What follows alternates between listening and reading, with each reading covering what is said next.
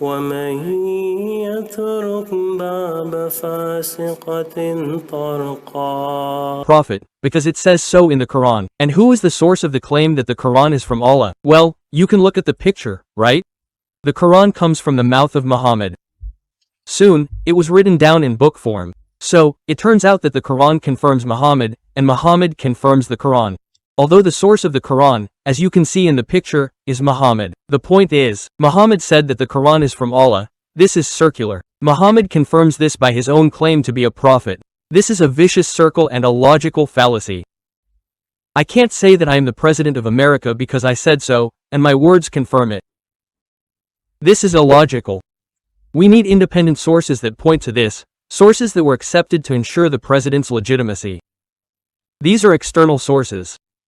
As we see in the picture, Muhammad says that his revelation is from Allah.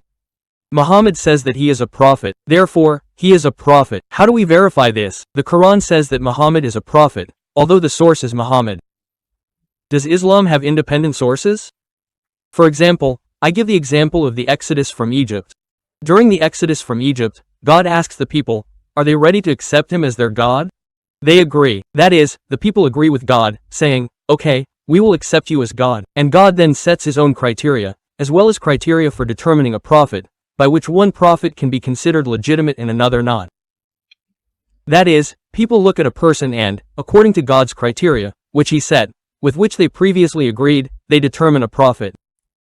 These are criteria that the people accepted, but they are now from God. So, these criteria weren't created by humans, like we define a prophet because he has a mole on his back. No, that's a human after the fact. But God defined these criteria, and people simply agreed with him.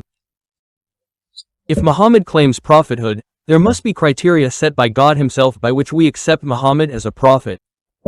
If Islam is an Abrahamic religion, what legacy did Abraham leave? Abraham, as the founder of the faith, we look at this. Abraham is recognized as the father. What does Islam claim? That is, Islam wants to claim the Abrahamic religion, that is, Abraham as its source. Abraham established the criteria for inheritance, receiving them from God. Abraham made a will in which Isaac alone enters into the covenant with God. This is Genesis chapter 17 verse 1921. And the third conclusion, can Muhammad claim the inheritance and the covenant?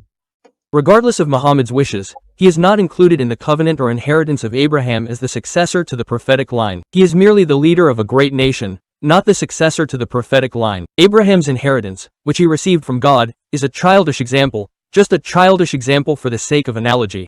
Imagine a rich man with two sons. He left his entire inheritance to one of them, but nothing to the other. The father dies, and the son to whom the father left nothing comes and claims the inheritance. What is legally binding in this matter?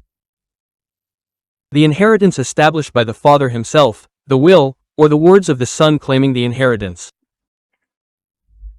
It is the inheritance established by the father that is legally binding. That is, the father wrote a will, and only the son to whom the father left everything has legal force. If Islam is an Abrahamic religion, shouldn't we look at how Abraham dealt with Isaac and Ishmael, and also look at what or who Abraham was guided by? And in Genesis chapter 17 verse 1921, we find verses that God makes a covenant with Isaac, and God speaks to Abraham. He says, I will make a covenant with Isaac for the prophetic line. Ishmael will be a great man. Great nations will come from him. Everything is great, I bless him too. But the prophetic line will follow Isaac. Circularity of the argument. The Quran cannot serve as its own proof. Circular arguments are unacceptable in logic. The Quran is a source. The Quran cannot be self-sufficient proof. The need for external evidence. To be persuasive, external evidence is needed, not the Quran itself. So, that's my opening statement.